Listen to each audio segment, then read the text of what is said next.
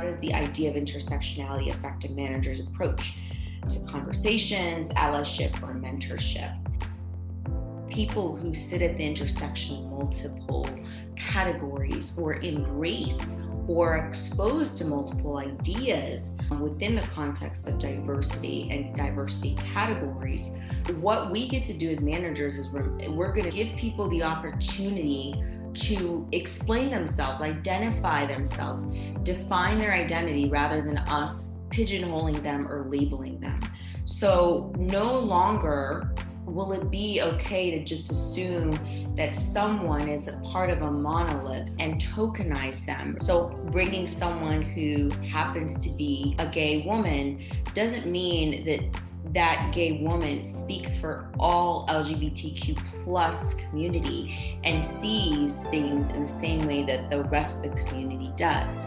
So as managers, we're forced to do more work to get to understand and know someone and go beyond the surface of what we see and how we think they are, and actually mitigate our bias by understanding, getting to know them, getting to know the individual. So no longer is it easy to just tokenize someone and assume that by bringing in a person from a particular underrepresented group means that they're going to have a certain way, they're going to think a certain way that we expect them to based on our stereotypes or beliefs about that group. And so it's going to force us to do more work, do more homework, to acknowledge, to go beyond these single narratives that we might have about different categories of people and getting to know individuals. So that's one way. Two, because we will learn through understanding and embracing intersectionality that no one's a monolith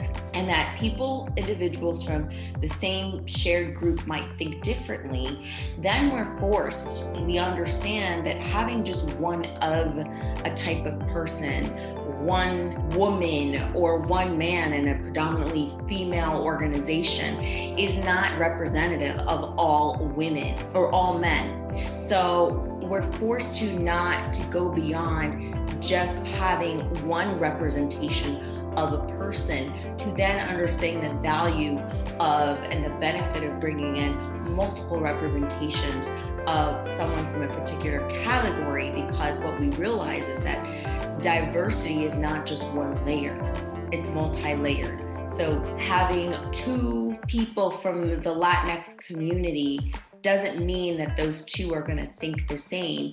And those two individuals from the Latinx community are completely of different experiences. And even their experiences combined doesn't represent the totality of the Latinx community. So therefore, just having two representatives from that community is not necessarily sufficient or enough in terms of our opportunity for diversity. Or having people of color and having one group from representing people of color is not necessarily representative of all people of color. And so that's what we get to do as managers, is we get to start to look beyond those single narratives of groups and couch them as being diverse.